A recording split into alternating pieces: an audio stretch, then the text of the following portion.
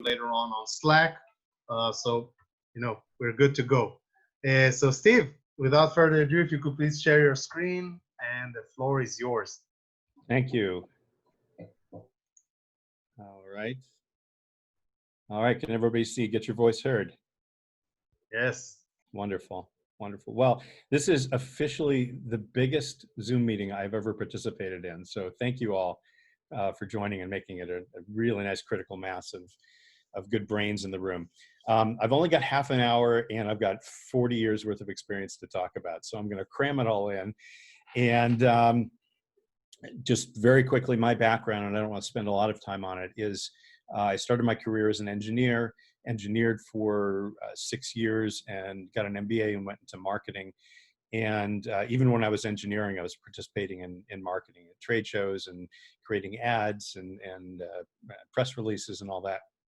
So basically, my entire career has been about creating and marketing technologies. And so I have a pretty good understanding at this point about the dynamics of that, what works, what doesn't work.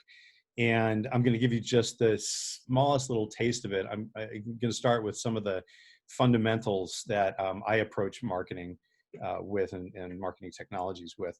And then we'll get into some discussion in the second half of the presentation about COVID-19 and its effect on what we're all doing today, and my opinion on how we should be thinking about things and how we should be proceeding with things. So, so let's, without further ado, dive right into it. Let me just get to the presentation. Okay. So I have developed a thing called the market engineering methodology, and I'm not going to go into it in great detail, but there are a couple takeaways that I want you to absorb from this. You'll see this blue box all sitting by itself called market behavior toward the bottom of the slide. This is what you must think of as your goal with marketing. So we want the market to behave in certain ways that are beneficial to our businesses. If that's not what's going to happen, then let's not waste our money on marketing, because marketing is on the expensive side. So we want people to behave a certain way. Think a little bit psychologically here. There are belief systems that we need to inject into the market in order to drive market behavior, because it's beliefs, not knowledge or data sheets or facts, that drive market behavior. And feeding into the market beliefs are the market messaging, the personas that we're going to be marketing to, the channels that we're going to be marketing through, and all that. So this is really an architecture of market influence to create market behavior that is beneficial to our companies. So when you engineer market beliefs, it's important to understand that beliefs are these internal feelings we have, and this is all going to sound very emotional and very a little bit contradictory to counterintuitive to what you might be thinking about marketing. Everything is emotion. People make all their decisions based on emotion. And cognitive neuroscience has actually studied this in great depth, and understands that belief is a fundamental brain process that gives personal meaning and value to something that you're trying to sell, and that beliefs guide that behavior. So my maxim for marketing is to always think big, always support the desired behavior. Before I leave this topic, I'll just share with you a few examples at a general level. So we all know that politics and religion are a great example of this. We see all the time politicians who are flawed. Maybe their resume isn't quite right, but they have some ability to grab people's emotions and therefore grab their vote. That's the behavior they want, is their vote. Some people are really good at it, and others who are incredibly well qualified are less good at it, and they don't tend to succeed as well. Religion is the same, without commenting on religion, any particular religion or religion in general. There are a lot of belief systems that are a little we might be skeptical about, let's say, but when those belief systems are well instilled, we follow religions, we'll belong to a house of worship for decades, all around those feelings. And for both of these, the examples, there are the promises, promises of a better life, a better afterlife, whatever, and fear of missing out, that if you don't follow this politician, then maybe your 401k investment retirement plan will go down. So you'd be missing out on those economics. So just a few examples: create a new mindset, create new behavioral results. Now, especially with startups, we can only afford to engineer a limited number of behaviors to a limited number of personas. And for those of you who haven't heard the word personas, it's basically the development of a very rigorous model of who our ideal customers are. So we really want to figure out if they're the gym owners, or they're team and club managers, or the CTOs in clubs, or whatever. We want to figure out exactly who is it that we need to talk to, and what do they care about. How old are they? What gender are they? Where do they live? What do they tend to talk about in their social media channels as to their desires and hobbies and things.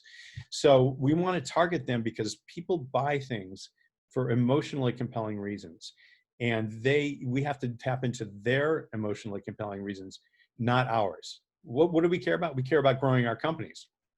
That's an emotional desire on our part.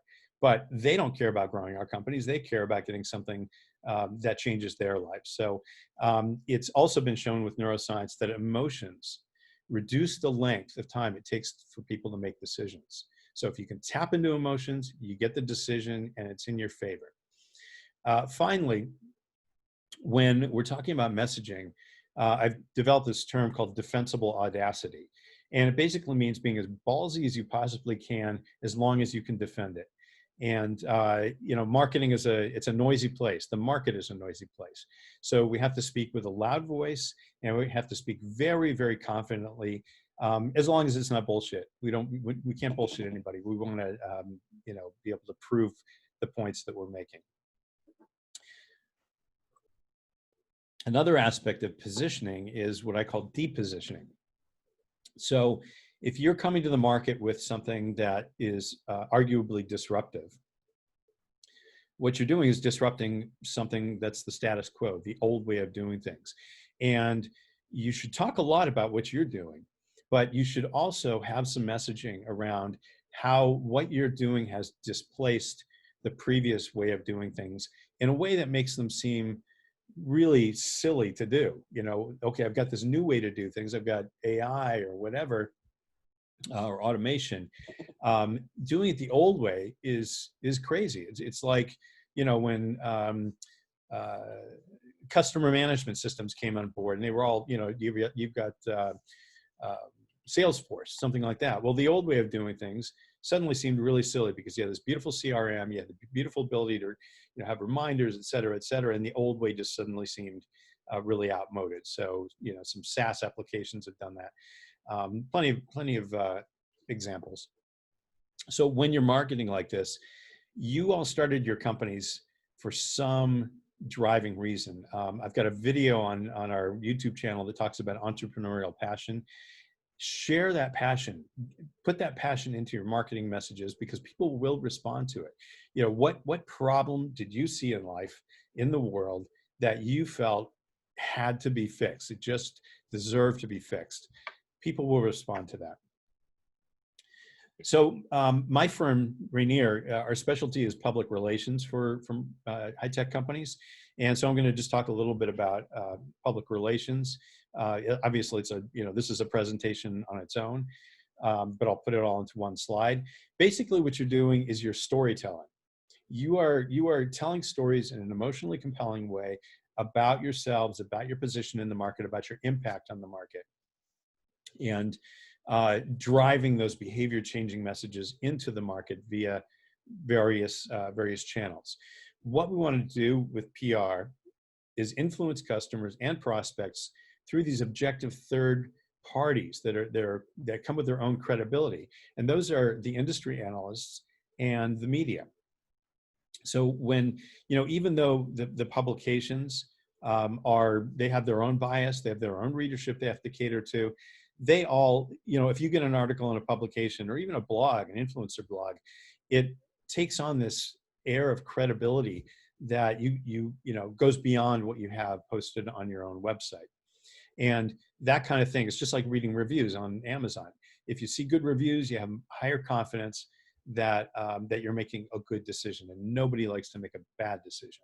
So we want to build that confidence, create awareness, grow mind share, and really establish yourselves as thought leaders in your particular domain.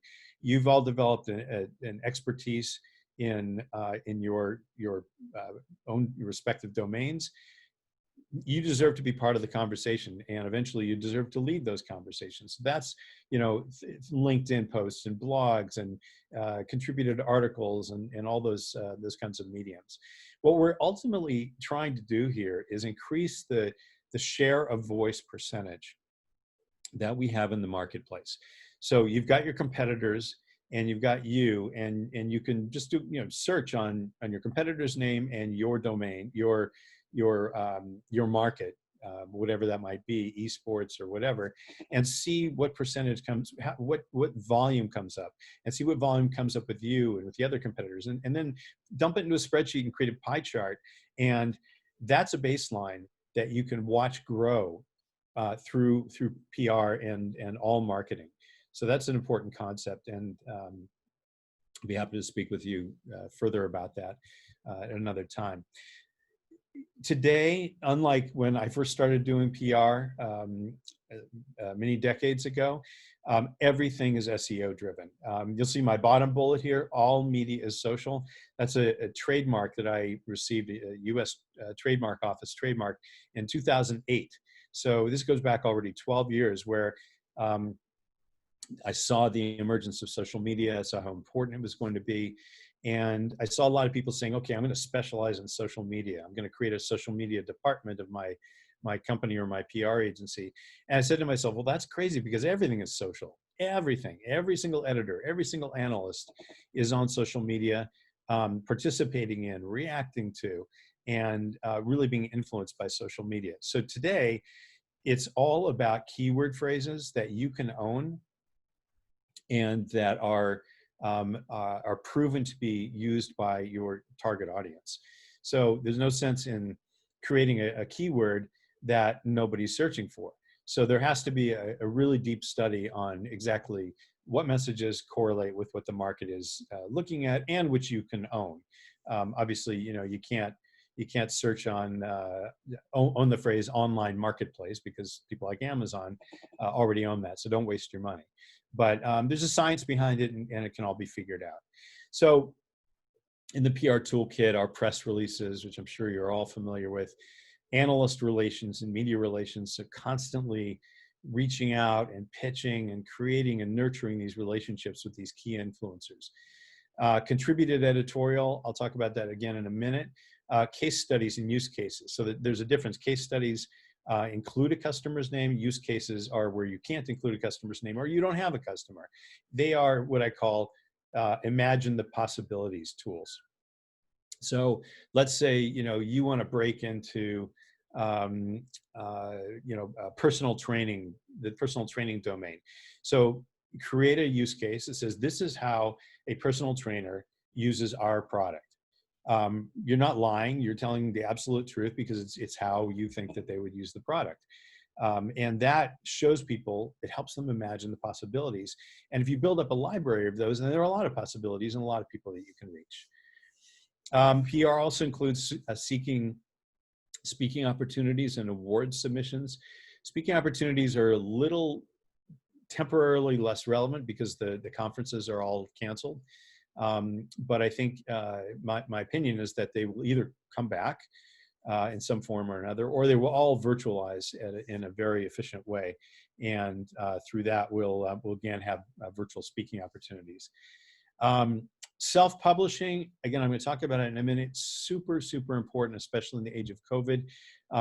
Blog a lot, write articles and contribute them a lot. Create a Medium account so you can have your own publication. All of this serves to get your voice out there and serves to increase your search footprint. So with news maximization, what I mean by this is, everybody knows press releases, and some of you have written press releases and put them out on the wire, and maybe you've wondered why you didn't get the results you wanted. So we actually have a very rigorous and disciplined process about how we go to market with the press release. And it basically involves starting with the end date and then working backwards. And we'll work backwards as much as 6 to 8 weeks. Figure out the timing. Start with your dream headline that you want to go out with the day of your announcement. Write the press release and then embargo it. It means nobody can write about it until the dateline. And then you begin to use that information to pitch and meet with analysts and with editors. And you'll include in the press release multimedia links. And then only then, once you've talked to enough people, you've gotten in front of enough people, you launch the press release at the dateline and you open the floodgates, allowing them to write about what you've been talking to them about.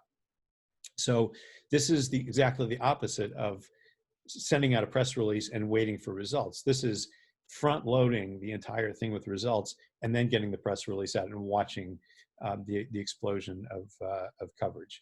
And it's great to use a news channel, a news wire like Business Wire, Globe News Wire, or PR News Wire, but it should never be your only channel. So the last slide I'm going to talk about on this section is really, it's about content. And so I said, self-publish, write blogs, write LinkedIn posts, everything, but don't feel like you have to reinvent everything. If you create a blog post, well, that can also be repurposed as a link post, as a tweet. You can shrink it down to be a tweet. You can grow it up to be a white paper. You can use it for pitching analysts and media. You can submit to awards with it. You can even run ads with it. So just always think of every piece of content as being a nugget of gold that you can use to spend over and over in your marketing process. So now let's turn to the reality of the situation, which is a harsh reality. The coronavirus has obviously dealt a real blow to all kinds of aspects of the way we used to do things, all having to do with face-to-face customer and investor interactions. So everything's become virtual. I'm not telling you anything you don't know. The only question we all have, and nobody knows, is how long will this last? So we have to prepare for it, to last for a long time, and maybe we'll be surprised, and things will be back to quote unquote normal sooner than we think.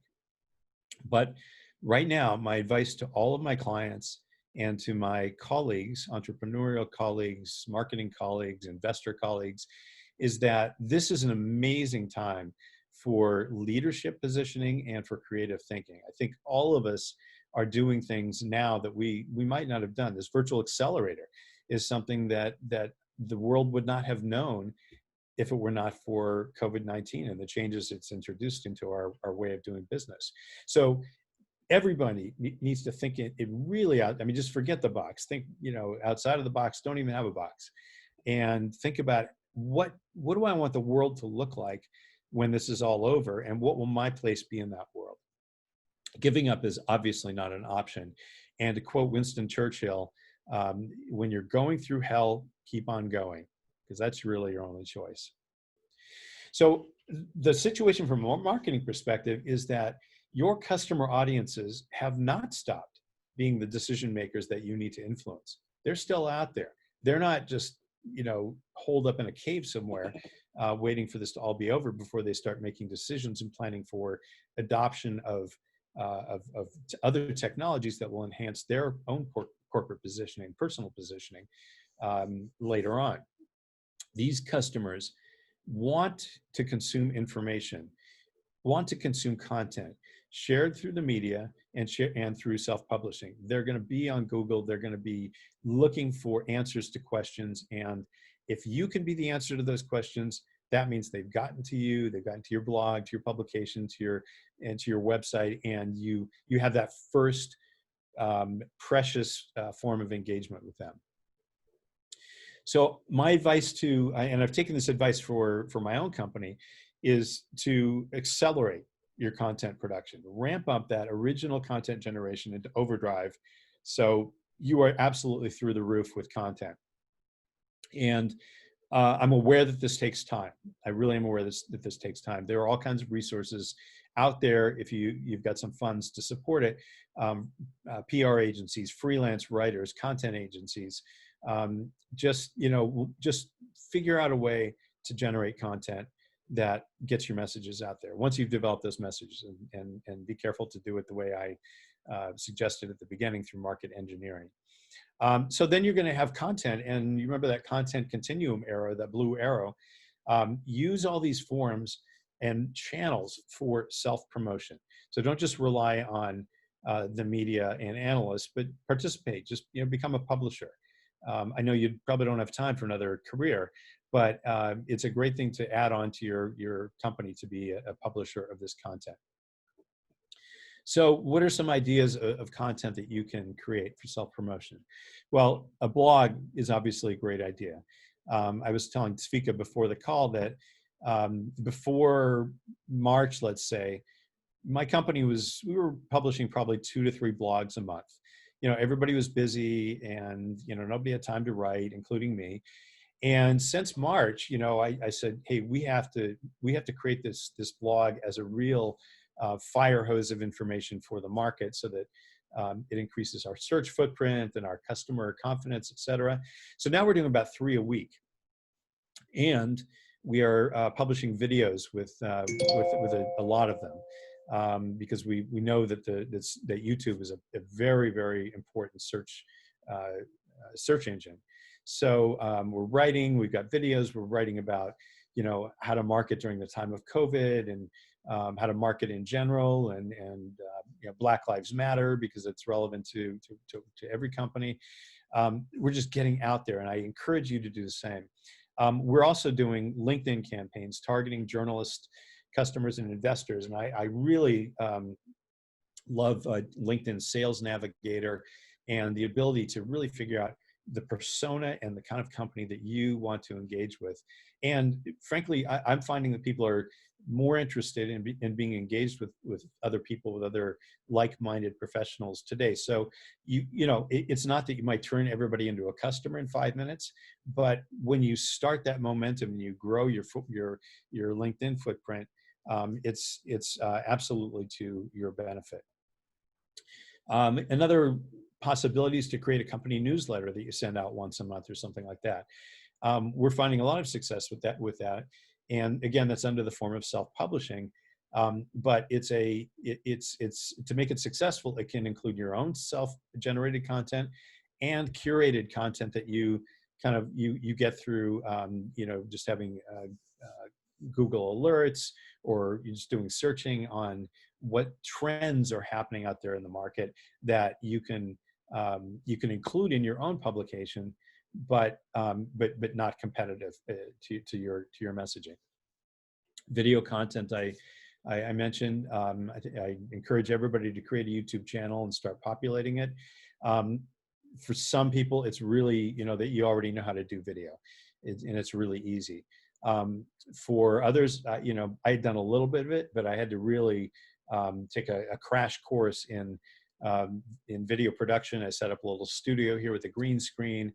I've got a professional microphone and a decent camera, and then I had learned Adobe Premiere. So we're all smart people in this room. These are things that we can learn, and it really in the end it takes, if you write a blog and you use a teleprompter on your iPad or your tablet or your smartphone, you can create these really professional videos with very little effort. Now, news and surveys, we want to stay in front of the editors on a regular basis. Now, you might say, well, I'm a startup. I have news like once a year. And that might not be true for all of you. Some of you might have news a lot more often than that. But even if you don't, look for excuses to send out media alerts. A media alert's a little bit different than a press release. It involves like a CEO commentary on something that's happening. Let's say the Brazilian football club has decided to increase the bandwidth in their stadium. I'm just making this up.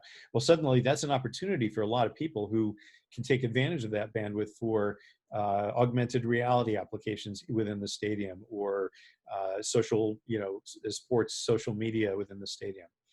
You can comment on that. You can get out, an expert opinion on that. And then just self-generated content, thought leadership. I mentioned that before. Write articles about the state of the industry. So not every article is going to be about yourself. It's like, when you go to a party on a Saturday night, you can't just walk up to people, a group of strangers, and start talking about yourself. Otherwise, they'll think you're, kind of a self-centered jerk. What we do, the successful, is we walk up to a group of people and we listen some more. And then we might interject a comment about the discussion that's going on. And then a few minutes later, interject another intelligent comment. And you're building your own credibility as a participant in the conversation. And after a little bit of time, you've earned the right to say something about yourself. And then people are listening. They've got an open mind and open ears. It's exactly the same in marketing. It's not a bad idea during this time if you have the wherewithal to engage an analyst firm. So these are like the Gartners of the world, Forrester Research, Frost and Sullivan, ARC Advisory, 451 Research, and many more. And there are relevant analysts in every single domain, including whatever one you might be pursuing. They are valuable because they are paid to know what's going on in the industry. They're paid to be the absolute experts. So they will want to talk with you, and they will want to talk with you once or twice a year, even for free. They will even more want to engage you on a retainer basis to talk with you every day. But every analyst firm will take a briefing once or twice a year so that they can learn about new technology. They can give you feedback on your messaging, and they can give you quotes for your press releases. And this is all for free. And equally important is the next meeting they might be with Nike, might be with a sports giant, or a club, and they can say, hey, I just saw this really cool technology in a meeting earlier today. Here, take down this name. So they can be a channel for increasing awareness, both indirectly through the reports that they write and directly with their influence on the market. Surveys are a really, really, really powerful tool, both during COVID and otherwise. We find that by, you have access to your customer audiences, you can design a survey that has leading questions to lead to a headline that you want, a result headline that you want. Send out that survey, gather the results, and suddenly you have statistics that nobody else has. And the editors love to get a hold of this stuff. So you do a press release, you call in advance, all the method that I talked about, the process I talked about, and you get out there and get the influence. I'm going to go very quickly now. I might skip a few because I've got 2 minutes left. Do joint webinars with customers and partners and even analyst firms. Create an online presence, a virtual trade show. If you've got demos, create demo videos. Create real-time demo videos that you can share with customers and prospects and the media. The technology media is still hungry. They continue to cover all the right stories in our industries, and they're more eager than ever because they're so busy and so short-staffed to accept contributed content. So this is really a marketing maxim in general, and about during the time of COVID. And the analogy I use is that if you go into a room that's dark and you turn on the lights, you can see everything, everything's clear, and then you have much more information and you're much more enthusiastic about the room, assuming you like what you see in it. If you turn out that light, it's not like it is dim. It's just as dark as it was before, and the same thing goes for marketing. So if you do, an announcement, a press release, that's turning on the bright light. But the market, unlike Google, has a very, very short memory. There's tons of research around this that shows that memories fall off, most of it within the first 24 hours. Brand recognition falls in half overnight. So you have to be in front of the market with what I call a steady drumbeat, constantly reminding the market who you are. And this repetition is the best way to create these durable, long-lasting memories. So don't ever stop, just repeat it. And frankly, all the activities that you perform right now, while COVID-19 is strangling our economy, they're going to future-proof your company. They're going to get you set up. You and your brand are going to be set up for a post-COVID economy, whatever that looks like. And it's solid foundation that you establish and execute right now. Have strategy, PR, marketing, content promotion that's going to keep your lights turned on really brightly and shining on your business at all times. So thank you. I'm sorry for rushing through this. I wanted to get a lot of information to you. You'll get a copy of this presentation. These are all my contact details. Pick whichever one you like. We've got a lot of informative videos on the YouTube channel. We've got our blog on the Rainier website. So that is how you can get in touch with me. And please don't hesitate to shoot me an email or get in touch with me on LinkedIn or Slack or whatever. And with that, I thank you so much for listening for this half an hour. Thank you very much, Steve. It was very concise and very practical. And for me, every session like that, I consider it to be a reality check, because there are a lot of gaps, usually the way that we perceive things and the way that they actually are. And that's great having you here in terms of what's going on today in the world of PR and media. And I have a lot of things to add on that, but the core of the sessions themselves actually are the Q&A, the sharing of knowledge and the questions by the startups. So as I said before that, Christian, are you ready? Yes, sure. Wonderful. I can take over control if you want me to. Yes. Okay. So please share your screen. And Christian, I will do a quick presentation of Mindset Technologies. Then I will have a brief discussion about that, and then the floor will be open to questions. So please feel free to raise your hand and prepare your questions to Steve. Cool. So here we are. I hope you can all see my screen here. And yeah. I hope you all can see the terrible weather here in Austria. It's raining cats and dogs here. So a perfect occasion to have a nice chat with you, gentlemen and ladies, most of all. Yes, we heard a lot about mindset during the entire Hype Sports cycle and accelerator, actually. And that's the name of our company, because that's what we're dealing with. We're dealing with the mindset, especially of sportsmen, especially of esportsmen in competition and training. And that has a background in neuroscience. And Steve, thanks a lot for the inputs and reference to neuroscience. I'm very happy that it really goes into economic knowledge as well, because it's a strong foundation for everything. And that is what we actually believe in every new product. Comes from my background. I'm a neuroscientist from my background, but I'm also 20 years consultant, a strategy consultant. And then I finally had the crazy idea to get back to my roots again and make a startup based on the neuroscience with a little bit of elements of the consulting. What we're doing is we're putting human attention in focus in sports, especially in esports, to provide something that is actually terrible, because it's unfair in sports and unfair advantage in esports. Currently, the situation, if you look at esports, is that we have a missing link.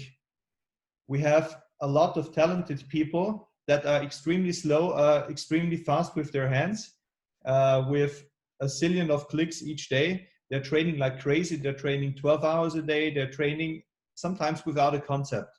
And if you just would imagine that a soccer player or a football player, a tennis player would only play his sport, it's absolutely not imaginable. Because today you have to do different sorts of training to have you as an athletic person altogether for competition and for training. And the thing here is, in order to reach peak performance, these esports athletes don't have a reliable performance indicator that shows what the strain on their body is. Like, for instance, at the physical sports, it could be a lactate test. It could be the heart rate. It definitely is the heart rate for zillions of pulse watches worldwide, also in the Apple watches. It is the lung capacity. So we have physical parameters that help a lot to say, okay, dear athlete, you are now in this state. And in order to get better, you have to do this and that. You have to train harder. You have to train definitely more smarter. You have to train 1 week before the competition that way or this way. And that is exactly what we want to do with esports athletes as well. The thing is, of course, there is a strain on the physical capabilities, but the main strain in esports is on the brain. It's on the mental capacity. And what we don't have in esports is something like reliable cognitive indicators. I mean, it's something like, I feel tired now, I have to take a Red Bull or some other drink that keeps me awake. That is, of course, one way, but that's really a substitute for the real problem. And the real problem is not knowing what the status is. And all of you have little kids, know it perfectly. Little kids are absolutely awake before they fall asleep, and it goes like in 1 second and they're sleeping. And that's the thing as well with us. It's not that bad, but when the decline starts, we cannot hinder it. There is no way to say stop, because we have to know how to influence our mindset and our cognitive performance while it is still in a medium range on this inverted U-shaped relationship. So problem, noticing declining performance too late.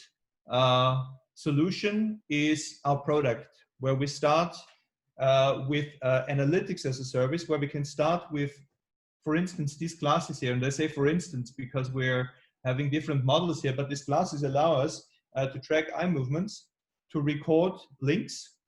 That is actually our way. Our gate to the brain is non-invasive. It's over the movement of the eyes, and also, of course, changes of the tone of the skin, which indicate a different blood flow. Put that together, have a really good algorithm, AI algorithm, and you can analyze what the cognitive load of a task is. Put also mouse movements into it, have a model on performance, have a model on reaching the KPIs in the game, and you have also the labels for getting together what is the best area of performance for an athlete. We start with the classes here, but what we want to do... Yes? Acabei de mandar um e-mail aí com a resposta da outra. Vê se está de acordo. Okay.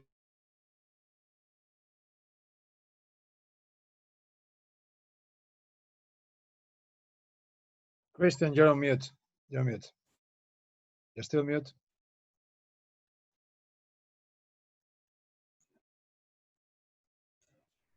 Yep. Now I think it's fine. Should work now again. Yes. Okay. Yeah, the good thing is we can start with analytics as a service with the glasses. That means we can sit there with the teams, with the trainers, have them train with the glasses on and record all the details we need, all the data, all the bio data we need for our model. And then we can give back a very, actually a very founded feedback on the performance of the athlete and on rooms of improvement. We do this together with specialists in esports. So when you ask us, what are we specializing in? We're specializing in the pretty darn business, I must say, of attention and attention prediction. That's hard enough. It's like getting a cardio signal clean out 100 years ago. So we are really specializing on this, and we are collaborating with specialists in the esports area. And we are, in our next step in this analytical service, providing information for the athletes, for the trainers, to design the training differently, to see what the strengths and weaknesses are. For instance, the issue of centering, standing always on the wrong place. That is also relevant for other sports, of course, like soccer. We also have a use case in soccer. But here in this case, we start with the glasses, we start with training. We have not the competition part yet, because of course, every sportsman is superstitious. And if you say, okay, I wear glasses and have a superstition, this could be terrible for them. It's like not touching the baseball cap at the right moment in time when you're betting. So, Christian, if you could please wrap it up. Yes. We get to our next part, and the next part for us is to have a camera as well that allows us to go over the pro gamers market, where we have analytics as a service, to software as a service market, because in the software as a service market, we have our proprietary hardware, which is also widely scalable. So we can scale it to actually $1 million business, because what we can do here is we have a media part where we can stream data to media. We could also stream it to betting, but that's definitely a regulatory issue. And we can also keep on using partner hardware, high-end AR classes here. But our definite goal is to have a platform for attention data and prediction of attention.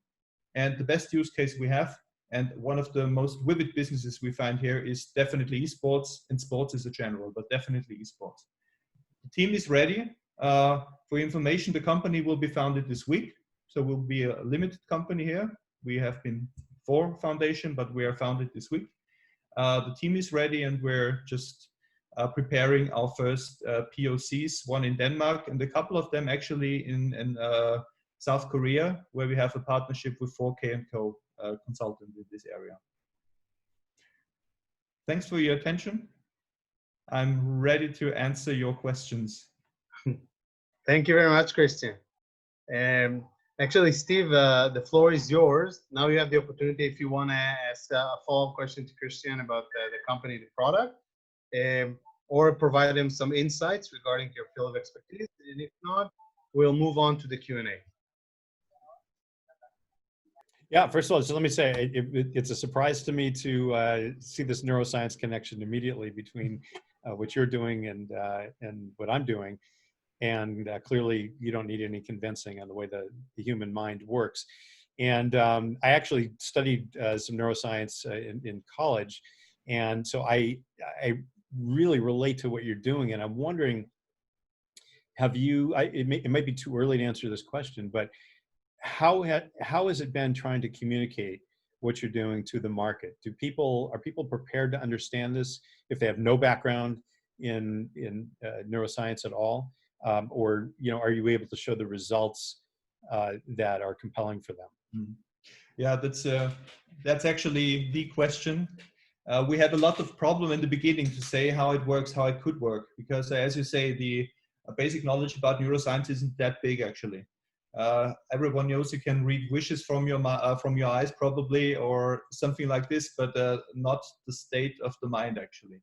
But I think we have developed a reasonable approach the last couple of months, where we say we're having a pulse watch for the brain, where we just say, okay, the same thing that I don't know, Polar or Garmin did with the pulse, measuring in electrocardiogram non-invasively from the wrist, but with a high quality. The same thing we do with the brain, not putting any electrodes into it, but just having a non-invasive approach via the eyes.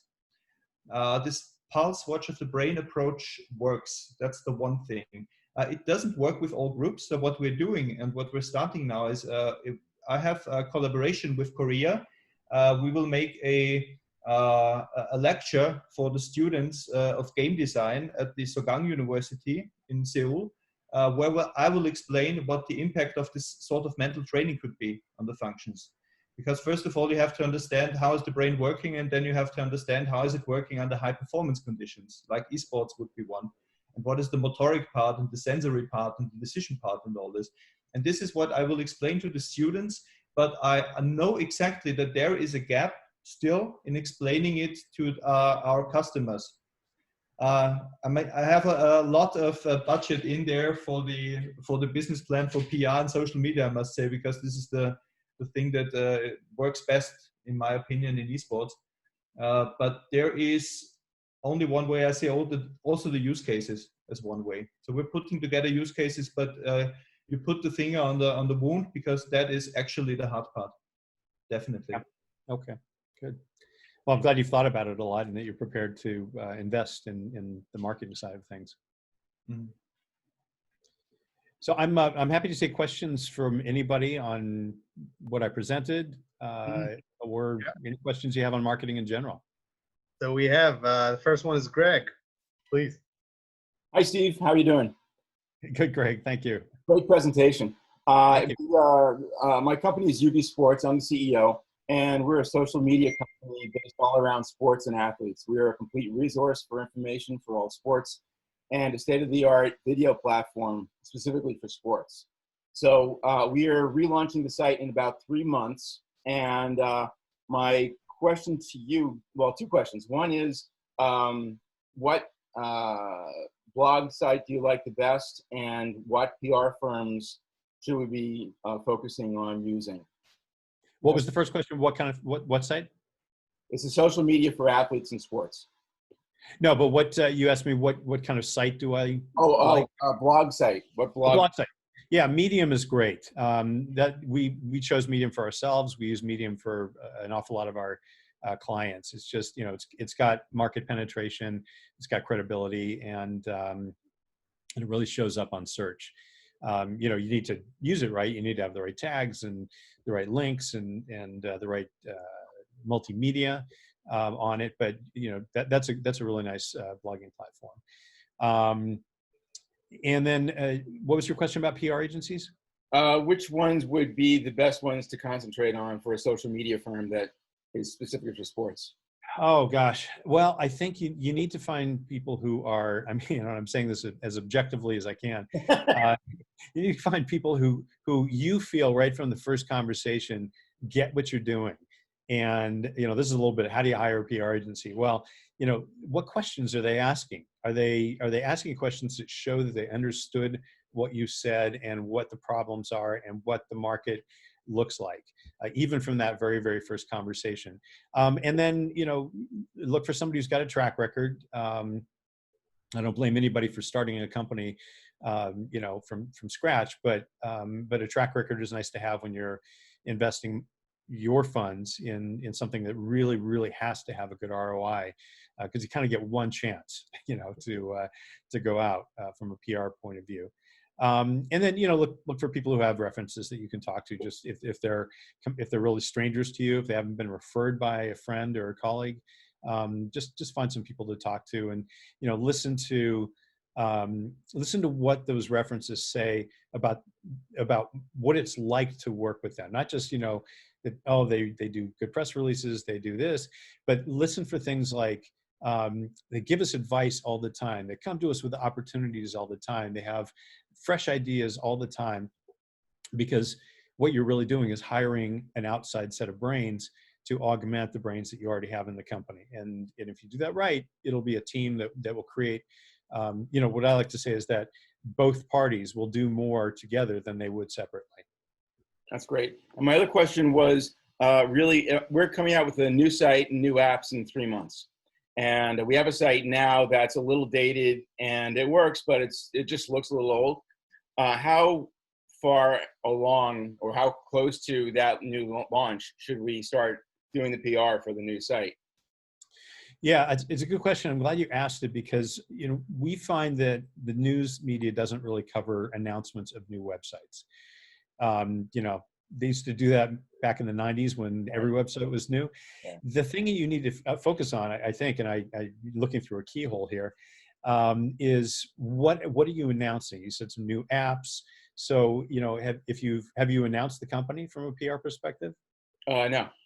So this is an opportunity to announce the company, announce the apps, and, you know, really introduce yourselves to the world.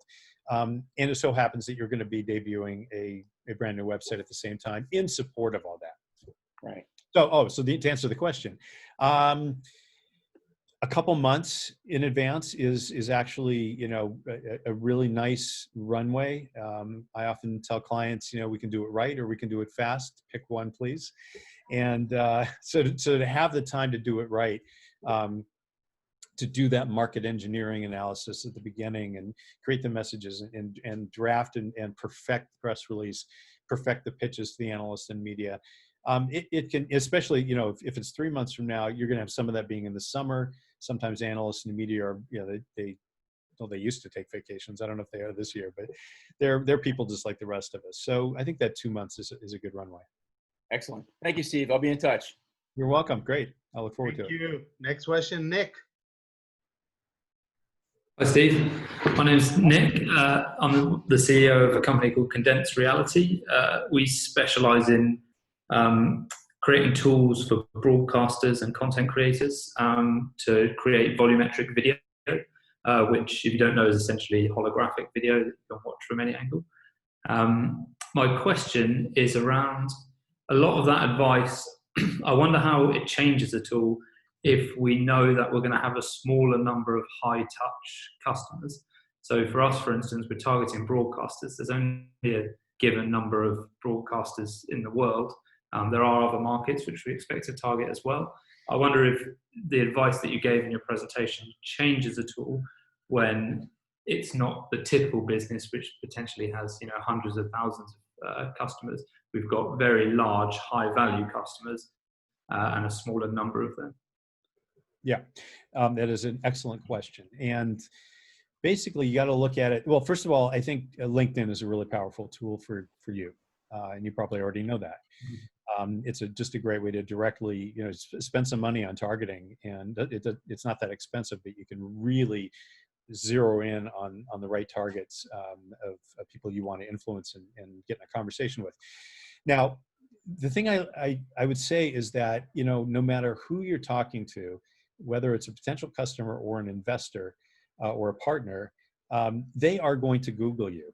So they're gonna try and, you know, just do their own due diligence on who you are, how credible you are, and they'll find your website and they'll find some content. But the more content they find, you know, if you show up on, you know, 8 of the top 10 results on a Google search, and, you know, only 1 or 2 of those is your website and the rest are media or analyst reports, that gives them a really, really good feeling from their due diligence that they're getting in bed with somebody who is going to really be around and is going to provide value. We do this all the time. We've got a lot of what I call ingredient marketing companies, so semiconductors and firmware and, you know, systems and things like that that go into another system. In other words, selling to OEMs. And, you know, like in the consumer electronics world, we might be selling something into TV manufacturers. Well, it's exactly the same model as yours. They're, you know, you can count them on one hand, the ones we want to target. But the broad air coverage of the PR and its results really elevates your company to another level in the eyes of the customers that you're trying to influence. You know, a point I didn't have time to make, but it's a really important one, is that, you know, for all of you who are, you know, business people, you have on the balance sheet all your tangible assets, and then you have your intangible asset of goodwill. And goodwill is all marketing, every single bit of it. So it's it you know, it's a number in your balance sheet, and it reflects the perception of the market of the value of your company, not the accountant's perception, but the market's perception. Cool. That makes a lot of sense. Thank you very much. You're welcome. Thank you. Another question from Francesco. Hi, Steve. Hi, everybody. Hi. Hi. Steve, thank you for the great presentation. So we did, I'm Francesco, CEO of Proxy42. In Proxy42, we connect families and friends within local communities through active, face-to-face mobile augmented reality games. We empower people and our players to be like superhero and feel part of an amazing community thanks to mobile augmented reality, which makes them play this game that we are building with their bodies.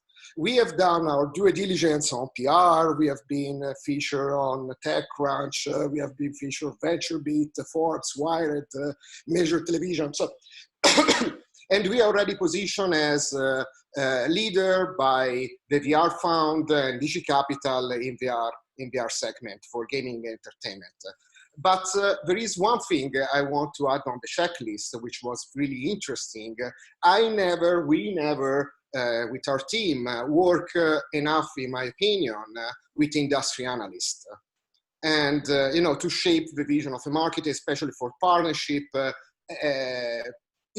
our marketing was a little bit too much probably consumer oriented, while it makes sense for us to be a little bit more B2B. So my question now, what are the best practice in order to get in touch with industry analysts? For example, in gaming, there is Newzo or other industry analysts for sports, what is the .s that we can put in place, what value we can bring as startup to them. It's a no-brainer the value that they can bring to us, but how to involve them? What?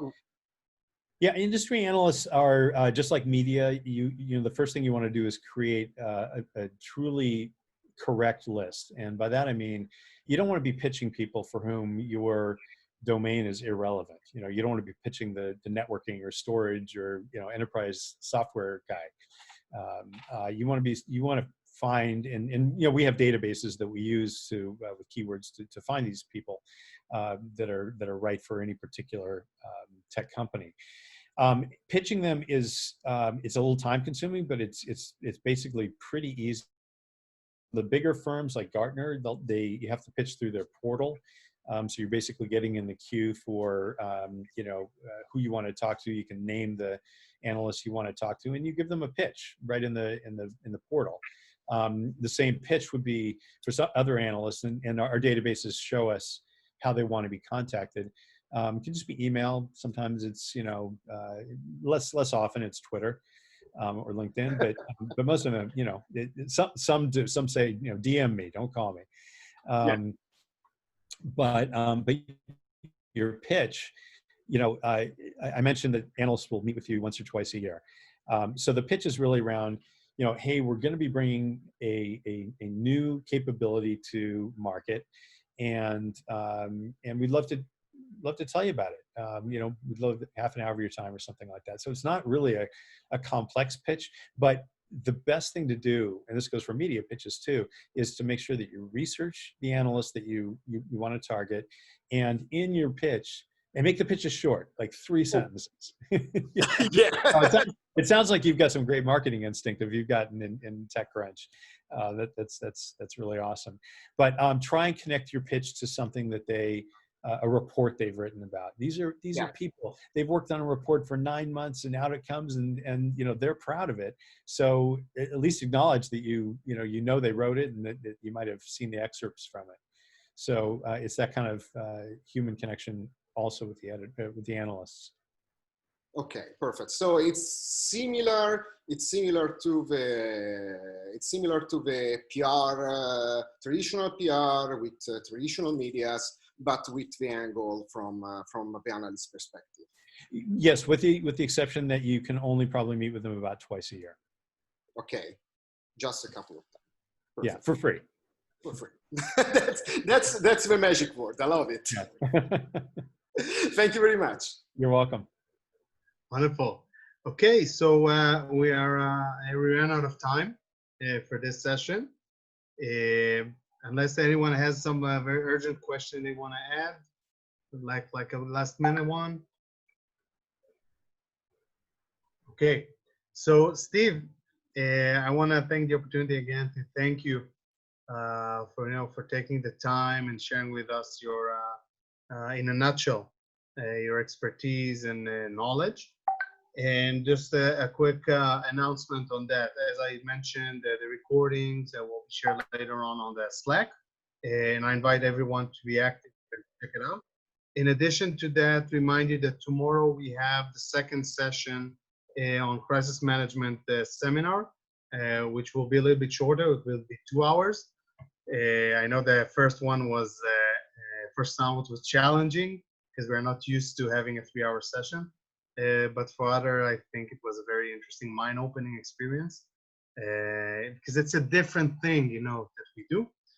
So I strongly encourage you to participate on the additional 2 sessions.